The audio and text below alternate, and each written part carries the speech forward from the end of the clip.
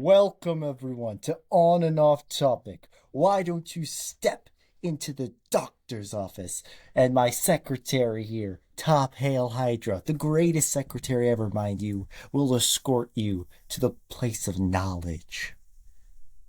Hey, isn't that a good intro? I think that's a good way to start. Welcome back, everyone. Today we got a lot of stuff to talk about, mostly F1 and NFL related. So we're gonna try to keep those as the big ones, and then we also have a lot there. We have some interesting things to unpack from our other segments, like Veggietales voice actors. That is the most exciting bit. But let's start That'll be interesting. by going over. Austin, why don't you just go over the head? Just tell me the headlines you had for today's F1 So, discussion. uh, I would say the biggest thing that we have right now is the F1 movie that came out in 2025 was nominated and given an Oscar for Best Picture, Best Yeah. Film Editing, Best Sound, and Best Visual Effects. Congratulations to Lewis Hamilton. Congratulations to Brad Pitt. Congratulations to everyone who worked on the movie, who edited it and produced it. Congratulations to all of them. Truly, Um, truly remarkable we thing. also have four new officially confirmed deliveries. We have the Red Bull, Racing Bulls, Haas, and Mercedes AMG. Essentially, Haas just made it a little more white. I really like their new livery. It's red, white, and black. Very good looking. Racing Bulls has toned down the white and added in a little bit of black and dark blue in the white pattern they have, which I think looks really well. Red Bull has gone from black to the blue that they originally had. It looks a lot like when Sebastian Vettel was racing. I like the original. And Mercedes is very interesting. It's still black, but it's got some really interesting gray decals on this side of the car, which I think gives it an interesting design. Um, Obviously, these have literally no effect on the performance of the cars, but they look cool, so, gotta look cool. Hey, if I was driving one of those pink cars last year, I would be too embarrassed to Alpine, drive well. yep. Yeah. And then also, just as a heads up, outside of F1, but still in the realm of motorsports, we are starting off the year with the 24-hour Daytona, which currently it's a multi-class race, and right now pole is Cadillac, driven by Jack Etienne in Oh, the shoot, they're number literally driving right now. 31. They're not driving right now. They will be driving, I believe, the 26th. Yeah, Oh. I believe. Yeah, this is Austin's favorite style of racing right here. GT is a wonderful thing, but He just likes LMP. a lot of driving. He would probably do it all himself for 24 hours, right, Oh, I Austin? would. I'm actually practicing right now. Yeah. I'm getting ready for a Mind you, 24-hour this is race. not allowed like in actual 24-hour racing because it's stupid, but someone thought that e-racing that way was the most brilliant idea he could possibly have, which that is It's a just a thought. simulator. It's just a simulator.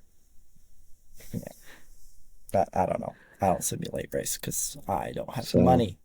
that But is that's just essentially me. all of our motorsports news that I've been able That's to it. keep I on top thought you of. had so much other stuff. He sent me a Actually, list. It's well, like that was the 15 list. paragraphs long.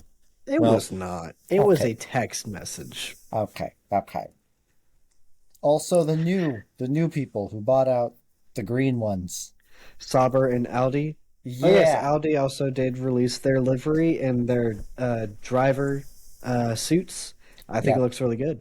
If you want an idea of what it looks like, just those old like what is it, energizer batteries? The black and red and gray The ones. uh, Those old batteries that the I'm sure Coke everyone knows Zero, about. Coke Zero can. Yeah, that's what the livery is. So like it's the Coke Zero battery team, which is something. Yep. But yeah, that's pretty interesting. NFL news. Goodness gracious. These teams have just been trying to keep me from being able to stay on top of everything. So right now we've obviously been busy with a lot of playoff predictions because the playoffs are pretty important as far as the NFL goes. We had the Patriots beat the Texans as I predicted. The Bills lose to the Broncos, which I did not predict. How could I Let's have go. predicted that Josh Allen would be such a massive choke artist against someone who wasn't Patrick Mahomes? How was I supposed to know that? But as it turns out, they did win. And it's not they won, they lost. But on the bright side, it's basically like the Broncos lost too because Bo Nix broke his ankle. And obviously, it's unfortunate when a player has to go through a big injury like that. Though it is pretty interesting to say the Bills lost and the Broncos didn't win. This is the closest we're ever going to see to both teams lost, I think, because now it seems to be pretty much clear cut. Patriots are going to the Super Bowl. If anyone thinks that the Broncos are going to the Super Bowl, I want to know what stuff you're on. Are you sharing? Maybe because I just don't see how the Broncos starting their backup QB have a chance against a Patriots team that is a very talented defense and an offense that is fine. I just don't. I don't see any way that the Broncos win. I'm taking the Patriots to go to the Super Bowl. Moving over to the NFC side, though. Rams beat the Bears, which I was very hesitant to say, but I'm so glad I did because it kept me, having a lot of correct guesses. It was a very close game. Caleb Williams made the throw of his career, possibly one of the best throws of all time. He starts at his line of scrimmage and he goes back about 26 yards before he makes this huge throw across the field, hits it to Cole Kmet for the touchdown to send the game to overtime. Absolutely cinematic. I don't even like Caleb Williams all that much, but we got to give credit where credit's due. In the end, the Rams still managed to win, sending them to the NFC Championship with the Seattle Seahawks. You remember Seattle? You remember how I told you that they're gonna take care of business with San Francisco? Well, they didn't do that. They steamrolled them. Have you heard anything about this Seattle 49ers game? No. Well, when they say that a game's over before it Mm. started? Well, this game was basically over before it started because the opening kickoff was returned for a touchdown, Rashid Shaheed with the Seattle. So Seattle had 7 points in the first 13 seconds of the game. You know how many points the 49ers scored over the course of this game? How many? 6. So the Seahawks didn't need to do anything else after that opening kickoff return, and they would have still won that game. Let That's that unfortunate. sink in. Yikes. But that's not the end of all things. I mean, for as injury riddled a season as the 49ers had, I'm still impressed by what they did.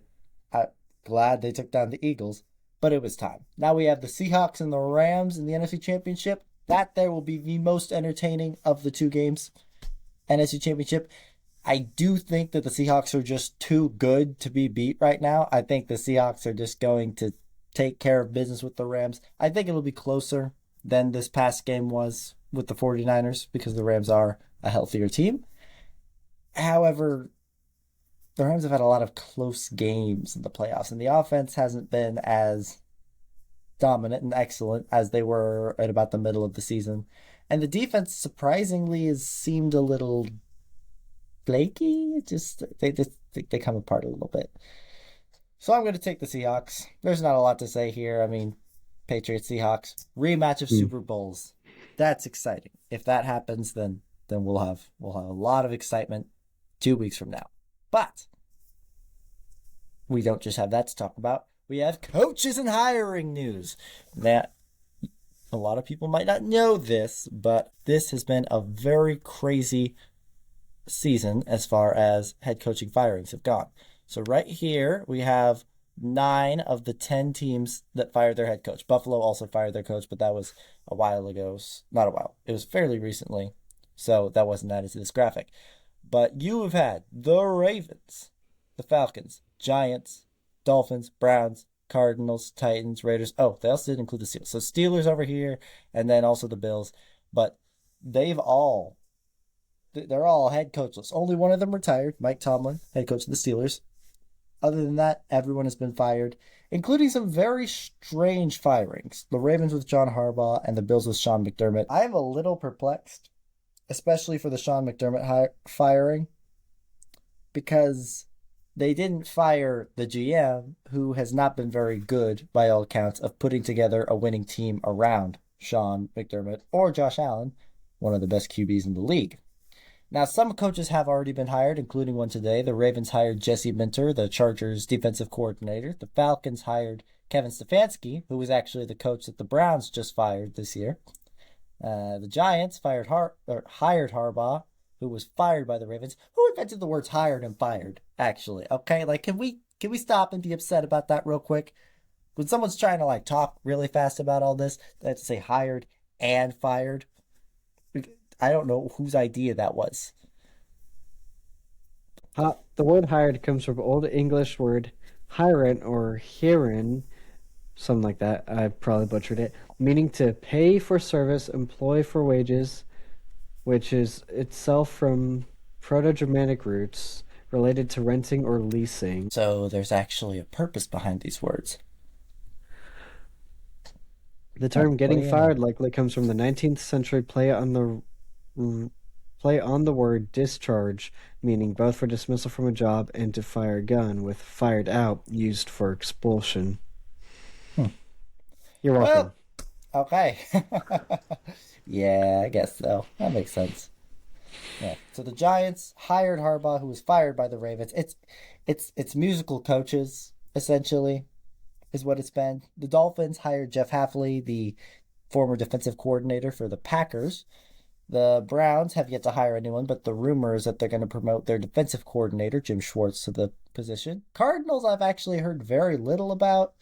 I think that could be a very possible landing spot for Matt Nagy, the Chiefs' former offensive coordinator, now that he hasn't gotten the Titans job, which they gave to Robert Saleh, which is the weirdest choice. Like, it seems like such a weird fit. The Titans really have no positions that they have good talent in except for one defensive player, Jeffrey Simmons, and one quarterback, Cam Ward. So one offensive guy, one defensive guy. That's basically everything they've got. If it were me, I feel like I would have gone after an offensive minded head coach. Robert Saleh is a very good defensive coordinator. He was actually just fired from the Jets 2 years ago. He spent this past year as the 49ers defensive coordinator, which he was a few years ago as well. And it only took him one season of doing that for people to say, yes, we want him as a head coach again. But he chose to take possibly the second grossest head coaching job with the Titans. And I just think that no matter who you have as a head coach, they are basically set up to fail, Saleh included. I think he probably should have had a better job offered to him. Even the Browns would have been a better choice, but I digress. Then there's the Raiders. Oh, I hate the Raiders. They also don't have a lot as far as heading to coaching news. They fired Pete Carroll after the whole Las Vegas Seahawks experiment didn't work. But as it were right now, there's a small chance that Matt Nagy could also be a head coach there. The Eagles also interviewed Nagy to be their offensive coordinator. I don't care where he goes as long as he is not, trying to take care of Chiefs stuff. I think we've all had enough of that at this point. The Chiefs, however, we got a great guy, the guy, possibly the best option. Maybe not. But we brought back Eric Bieniemy. You don't know who Eric Bieniemy is either. Okay, Nope. well, he was our offensive coordinator back when we were good. How about that? Cool.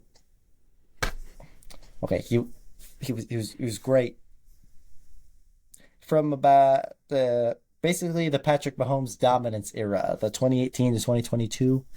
We were powerful. We were strong on the offense. And then we brought in Steve Spagnuolo, and it was like the great pairing, this great offensive coordinator and this super great defensive coordinator all under Andy Reid. It was the perfect pairing. And then he left to be an offensive coordinator slash assistant head coach for the Commanders. That didn't work. Then he was a college coach. Then he was the Bears running back coach this year. And the Bears running back room was actually very good, very talented, very productive. And after Matt Nagy was not successful for the third year in a row, which anyone could have told you already, we finally decided that it was time to hire Bieniemy. There was no formal firing of Nagy either, though. I don't think. Like, I never heard anyone say Nagy was fired, just that Bieniemy was hired. So I think it was more of a backdoor firing. But that's sort of been the Chiefs' problem for the past several years. When you win a lot of Super Bowls, even if you have problems, you don't tend to, you know, take care of them fully because you're like, we're winning now. This team's winning, so we don't need to edit it. We don't need to fix it, even if there's some issues that we could bear to improve. Yep.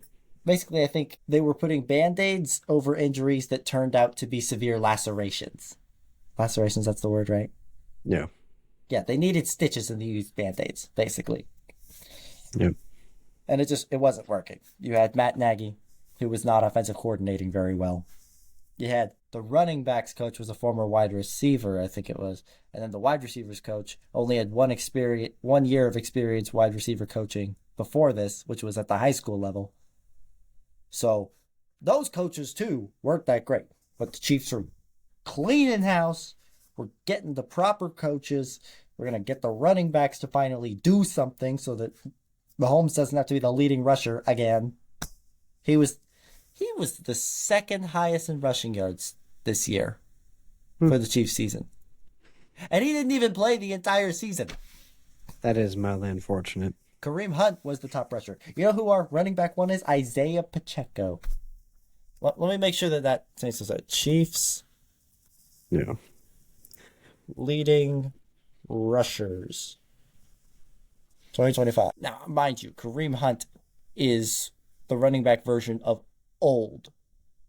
And he was the leading rusher at 611 yards. 611 yards, mind you, is actually not very good. And not very impressive either. Pacheco actually did, as it turns out. He was the second highest rusher. Mahomes was the third highest rusher. When your QB is the third highest rusher, I think that's just a little bit concerning. And do you know by how much Pacheco beat Mahomes? 40 yards. Pacheco had 462. Mahomes had 422. And Kareem had 611. Normally, the goal is to have at least 1,000 yards. 900 or 800 might not be too bad, depending on what situation you're in. But guys, what are we doing? And you can't even blame Kareem for not having a productive season. That's not his job. His job is to be that short yardage running back whose job is just get that first down when it's at 3rd and 1 or 3rd and 2. Yeah. So the fact he had as many yards as he had, everyone should be ashamed. Okay? And we are going to fix this. It might not be this next year because Mahomes is coming off of that ACL, but I still have a feeling that the Chiefs will be back and they will be ready to win. It might just take some time. Mm-hmm. If we take next year, though, we could get Jeremiah Smith, the best looking wide receiver in college this side of the Himalayas. Okay, he's pretty good. Okay. I don't know football.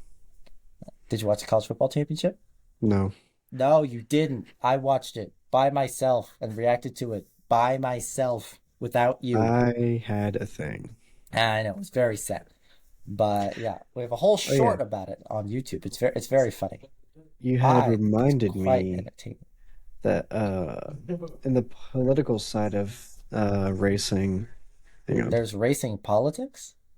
yeah, in F1, of course there is. We both know about papaya.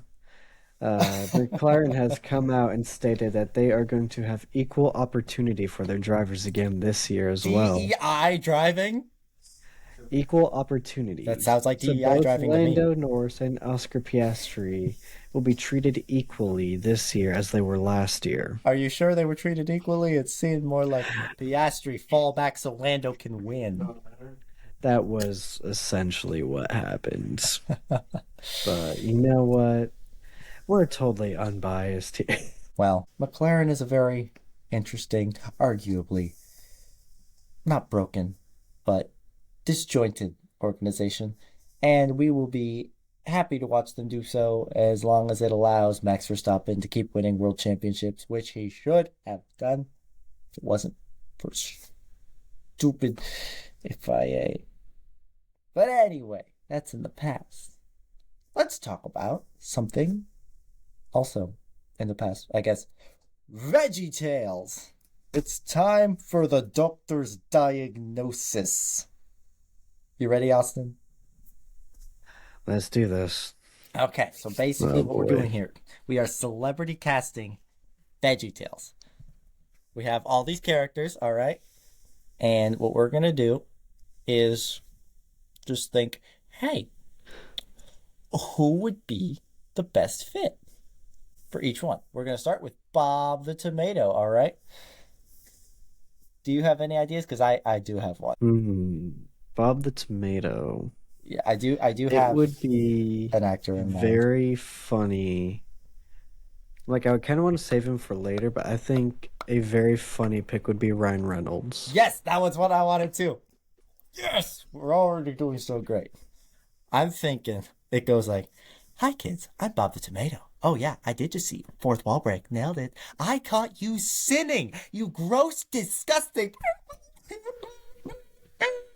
VeggieTales is no longer PG. It's not even PG-13 with him in it.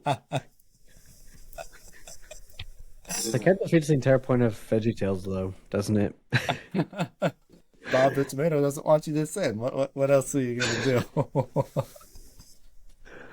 Okay. he's gonna cuss you out, just like Deadpool. Or Yeah, Deadpool running VeggieTales. oh, what about you see there's that one Once Upon a Deadpool. It's the PG-13 retelling of Deadpool 2. And it's Deadpool. He's telling the story of that kid from Princess Bride, except he's all grown up. And so what if Bob was like that? Hi kids, I'm going to tell you a story. Oh, and then it comes to the part where there's war and all that on rated R stuff. I will just skip over that. Be a happy little narrator. Larry the Cucumber. I I don't know. Okay, he's such a You know, Jack Black would be pretty funny. that's the most that's the I most know it's. Hollywood casting you could possibly do. Oh, it really is. I mean, absolutely. It would be But still. water, buffalo, Larry's water buffalo. Yeah, they're fun. Exactly. He, Jack Black would do perfect with the new silly songs with Larry. The news. We have Tenacious D running silly songs with Larry. Oh yeah, That would be absolutely goated. they'd be like, "Oh, hairbrush." Just doing a rock. Okay, okay. I can. You know what? Why not? Ryan Reynolds as Bob the Tomato, Jack Black as Larry the Cucumber, Junior Asparagus. Okay, this one actually is more of a Hollywood casting idea. I say Timothy Chalamet. Timothy Chalamet, my guy. Oh wait. Oh no. What if we did Tom Holland? I feel like he's got the more of a kid voice, and we could save Timothy maybe for later because Timothy Chalamet is a really good actor, as it were. Tom Holland, I feel like he has that very kid energy, and we could just make him do that. I don't know. I think Tom Holland's a little overrated personally. It's a good thing women don't listen to this podcast, otherwise I'd be eaten alive in the comments. But it's also good that men don't listen to podcasts because, well, no one listens to the podcast, I guess. Not yet. You're Not gonna get canceled for that comment in like 10 years, though. 10 years. Yeah. I'm just saying, women, I think, like Tom Holland a bit more than Timothy Chalamet. I mean, there was an obsession with this. And I can speak for experience because I saw this happen. And I'm just like, what is it about this guy? And everyone also was a big fan of Zendaya. So I think they were like fans of both of them. Just, maybe casual fans, but they get together and Yeah. suddenly it's like, the world is blowing up. All right. So, who are we officially? Timothy or Tom? I'm going to say Tom. Next up, we have Laura Carrot. This is a hard one. All right. In fact, you also I have don't Madame know. Blueberry and Petunia. Yeah, the rhubarbarian. I mean, You need someone with like that youthful. Oh, the insert young actress McKenna Grace. Do you know who that is? I I do recognize. Yeah. She's in Ghostbusters Afterlife. Yep. Okay, yeah. What do you think? I just if we're trying to do like the most basic Hollywood casting possible, I mean, then it's also that I is, don't know the names of a lot of like young female actors. I just don't. well, yeah, that's fair. But I Uh, think this is a slam dunk in basic Hollywood casting. Madame Blueberry. Uh, Olivia, Ah, it's Olivia something. What is it? What is it? What is it? What is it? if she were still alive, I think it'd be funny to see Betty White, a young Betty White. Betty White. That would be amazing. There's someone else who is alive right now. That'd be a good one. Who is it? Who is it? Olivia Colman. She's very talented actress. She was in Wonka with Timothy Chalamet actually, and I Oh think she could yeah, her. probably handle the accent pretty well. Oh, she was also in Secret Invasion. But yeah, I think she's very good in general, and I think she could do Madame Blueberry very well. Okay. Okay, so we got McKenna Grace, Olivia Colman, Petunia Rhubarb. You could always just call it safe and go with Zendaya That would be that. I mean, that would be the most basic. I mean, Anya Taylor Joy would also be another option. or Like as far Scarlett as Johansson. no, no, she would want Petunia to be running the whole VeggieTale show if she was the one Honestly, voicing that's her. that's that's fair. Uh, I say, let's see, either Zendaya Sydney or Sweeney. no, Hear me out. no, no, no, no.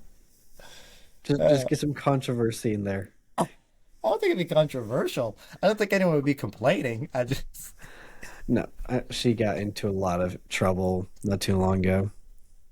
for what? Oh, the soap. The jeans, The soap as well, though. the soap too, but Yeah, she should have gotten in a lot more trouble for the soap because, like, the soap was just weird. The yeah, jeans was like, whatever. It's an ad. It's like a standard ad. These are the things they do. But the soap was so weird.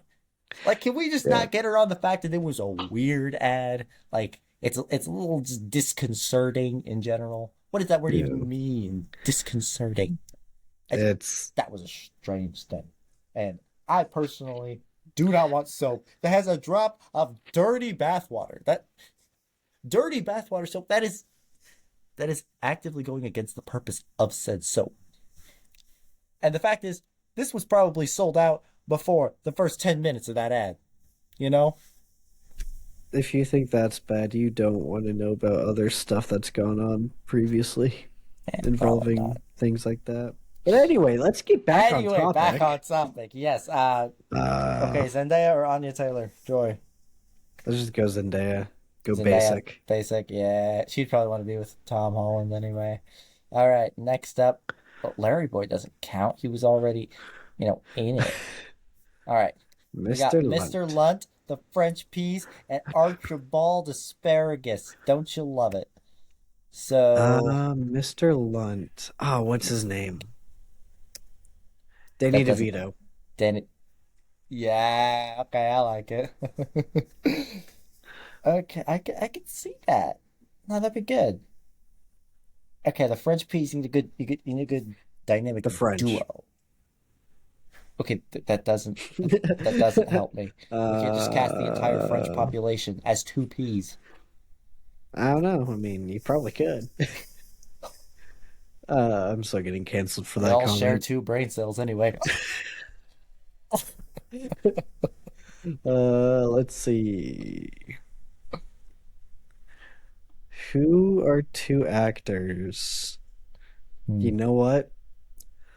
Just for the memes, Oh no. Kevin Hart and Dwayne Johnson. Yes. Yes. Oh, that's genius. So there's Jean-Claude P and Philippe P. So I think it should be Dwayne Johnson. Hey y'all, I am Jean-Claude P. Oh yeah, yeah, and I'm Philippe. Wait, This I'm way this will taller. be great. Oh, but they're both about the same size, since they're French peas. Except Jean-Claude as Dwayne, right, is just always ordering them on like, what you want to be around for, boy? We're all the exact same size. Yeah, sure. All right. Yeah, yeah, okay. Yeah, I like this. This is excellent casting. Archibald Asparagus.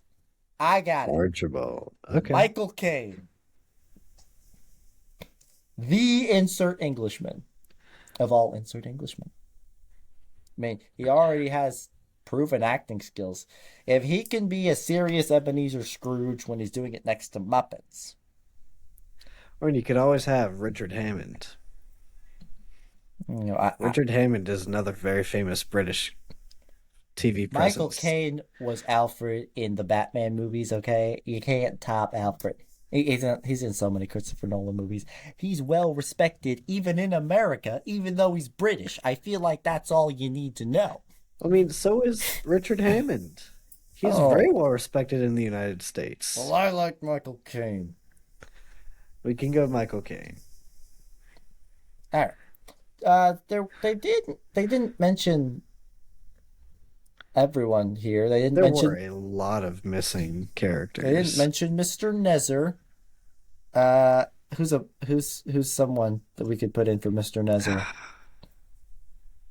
Oh, I'm forgetting his name. Oh yeah, I got it. It's on the tip of my tongue. It's right there. You gotta think. You gotta think big. You gotta think scary.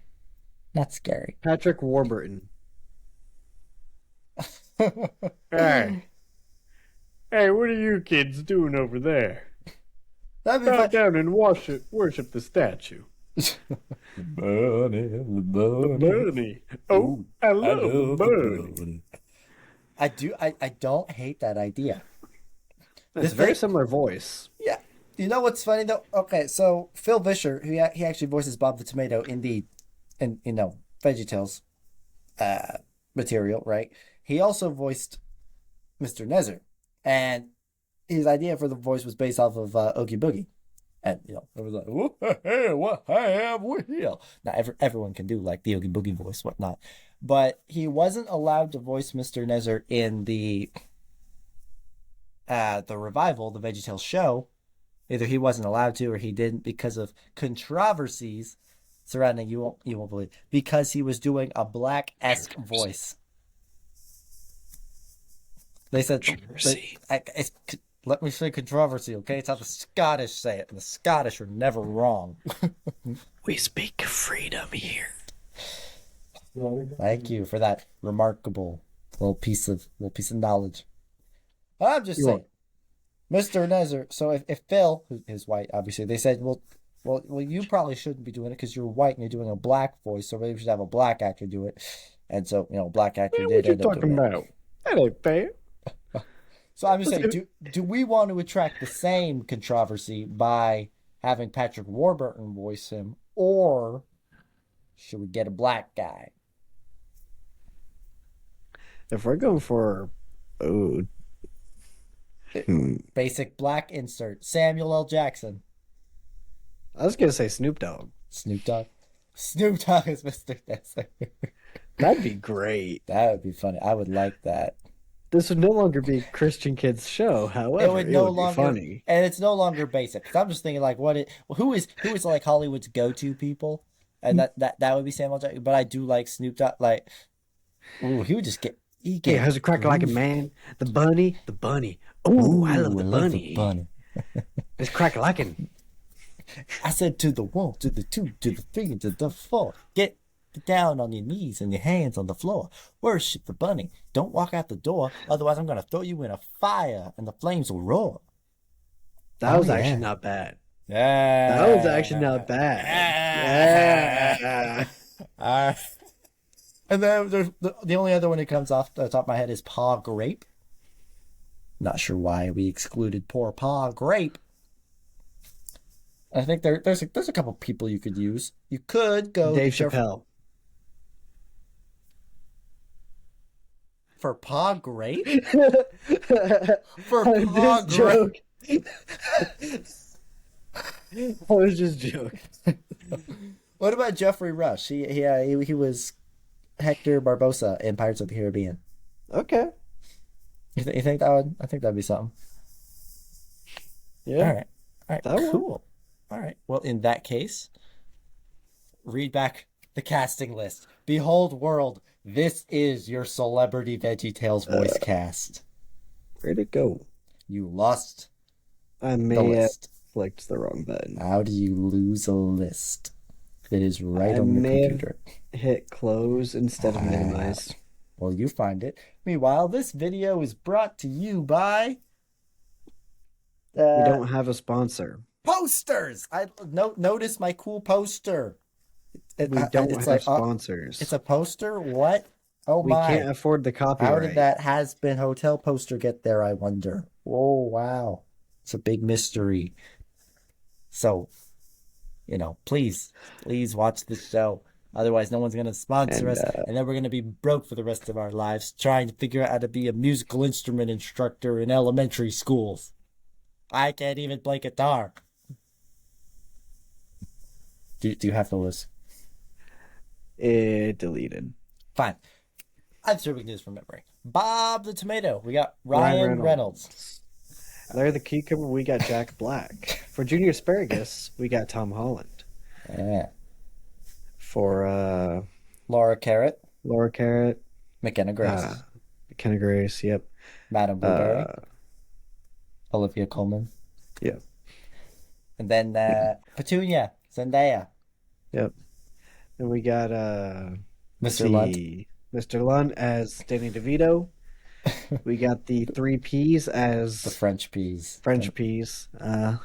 Kevin Hart and Dwayne Johnson. That would be just so great. That would be so great. Archibald Asparagus. Actually, can I do one revision? I had another idea. What if instead of letting him be Michael Caine, you go the opposite direction? You have him be semi-British Keegan-Michael Key. Or, I mean, you could just go the full way and get an American and, But, like, let's see. imagine Mr. Garl or whatever. He's talking about all the other vegetables. Yo, B.O.B. Tomato. Where my B.O.B. Tomato? I mean, you could just go full American and go Brad Pitt. Why would Brad Pitt be Archibald Asparagus? I don't know. Archibald's just sort of incredulous and everything, and I think Keegan he could do that. Like Keegan probably could. Okay, so Keegan-Michael Key, Archibald Asparagus, then Mr. Nezer, Snoop Dogg. That'd be so great. Right, it will. And then Paul Grape. Jeffrey Rush. We have ourselves. Great casting. We have an excellent cast. This is going to be the greatest movie anyone's ever made. All right.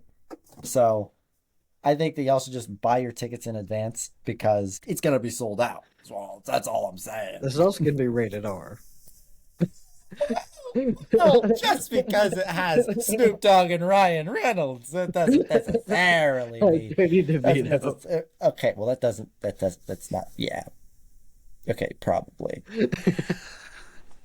Most likely. Yeah. All right, and for our final discussion today, we're going to go a little bit more on the serious side of things, which I guess we always do on this. So that's not as shocking. When we're serious. If we're serious. Okay, I gotta find. So basically, a long time ago, I said there was one specific guy who sort of inspired me to podcast because everything he said was so theologically horrendous that it made me want to go to my phone. That was a punching motion to be clear. And so I thought a productive use of our time today would be dissecting said horrible arguments. Let's see what his first one is. So he says that he's like, okay, the Republicans say that the Bible is against abortion. And his argument against that is Genesis 2:7. God breathed into his nostrils the breath of life and the man became a human being. He says that this proves that life begins at first breath, not conception. Austin, what do you think? Life starts at conception. Okay, but he's like, but listen to me. Here's what the Bible says. God breathed into his nostrils the breath of life and the man became a living being. Genesis 2:7. Hang on. How on earth are you supposed to argue with that? How could you possibly hope? If my mouse would go over to my other screen. There we go. I'll insert myself right in here and say one certain thing is that this is about the creation of the first man. This is not about all men. If this was how all people were created, then yes, life most likely would begin at first breath because, well, everyone would be a pound of dirt, and then the breath would go in and make them alive. But as it were, this is talking about Adam, who was dust, and that breath of life. He's bringing him to life. Flourish. Psalm 139. We will go 13 through 18. So this verse For isn't you specific created as my ours. inmost being. You knit me together in my mother's womb. I praise you because I'm fearfully and wonderfully made. Your works are wonderful. I know that full well. My frame was not hidden from you when I was made in the secret place, when I was woven together in the depths of the earth. Your eyes saw my unformed body. All the days ordained for me were written in your book before one of them came to be. How precious to me are your thoughts, God. How vast is the sum of them. Were I to count them, they would outnumber the grains of sand. When I wake, I'm still with you. That That's entire that's paragraph pretty. right there talks about how even before being formed in the womb, God knew David. God had put him aside, and God had given him a path in life before he was even conceived, meaning that it was already known he was going to exist. And then, of course, Yeah, and he was then conceived and given life. yeah, it's also in like Isaiah, I think it is. He says something to the same extent, that like even before in the womb, before I formed you in the womb, I knew you And and of whatnot. course, there is a clear difference between the creation of Adam Yeah. and the creation of every other human being. Yeah, because women weren't even a thing yet, so like that wasn't a possibility. Anyway, next, I wonder what else he has to say. Oh, he also says that the Bible's not a scientific book, so we shouldn't take anything it says as useful, but I'll leave that one behind and we'll focus on his next thing. His next thing, Republicans say people are canceling us. Well, that's because they are. And he thinks that there is a way to refute this by saying Proverbs 12:1, whoever hates correction is stupid. This isn't even this is use this is a poor argument, I would say. But second of all, I would say whoever hates correction is stupid. Well, buddy, let me tell you something about the people who are very likely your friends. Because obviously anyone who hates correction is stupid. Obviously, you should learn from the things that you're wrong about and not just keep chasing the things that you know are incorrect. Let's consider everything here. I'm pretty sure there are certain people who say that a man can biologically become a female and will not take any correction on that. Now, I'm not saying that a guy can't, transition to look very feminine, because there are some very convincing ones out there. Don't get me wrong. Yeah. But to biologically be different is simply an impossibility. It has been proven time and time again that it does not matter what you say, your biology doesn't change. When you look at probably the biggest one that came to my mind personally is William Thomas. I'm not going to use his female name. His name is William. Well, Who if it was legally changed, then he started identifying as Leah Thomas, and William when he was a male and he was swimming competitions, he didn't catch anyone's eye. He really wasn't all that good. The second that he transitioned to a woman, however, and was able to compete in the women's sports, he was minutes ahead of the other female swimmers in those extremely long races. And he was laps ahead of them multiple times over because he's biologically stronger and able to push himself farther and faster in the water. Another proof that there is just a difference in the biology. There's a the reason women do not is compete in reality. F1 because their bodies are not built to hold under the stresses that the male drivers hold under in F1. I feel like they do have a precaution in mind. F1 doesn't involve parking, so I feel like a woman could compete. That's gonna get you canceled. Probably. So basically, the point is yes, people in general can be unreasonable and not receptive to correction, but let's not pretend that that's a Republican exclusive issue. In fact, I'd say the majority are far. It's much less likely that you would find an unreasonable sort of conservative individual than a liberal individual. I just feel that that is less likely because of their viewpoint on things of reality's nature. That's not to say that there aren't any. I've met some, and they're very sensible liberals, as far as sensible liberal can be, I guess. But Yeah. yeah, I'm just saying. Let's not try to make that argument. His next one: we need to make men men again. He says that's wrong because the Bible says Galatians 3:28. There is neither male nor female, for you are all one in Jesus Christ. His argument here is that Jesus isn't calling for, big and macho followers. He's saying all identities are secondary to their identity as followers of Christ. And it's weird. How do you say something that's technically right but What also verse wrong? is that? Galatians 3:28, I think it was. Galatians. Sorry. There's a certain context behind that verse, a certain idea that Galatians. What was is the verse again? similar. I'm sorry. 3:28. 3:28. All right. Yeah, I think that's what it was. Yeah, 3:28. There's neither. Yeah. So let's just go to Galatians 3 and Mhm. find the full context. Yeah. I was worried. Let's Is there a see. certain section that's like Oh, a yeah. specific section? 23 to 29. 23 to 29. Perfect. Before faith came, we were kept in ward under the law, shut up unto the faith which should afterwards be revealed, so that the law is becoming our tutor to bring us unto Christ, that we may be justified in faith.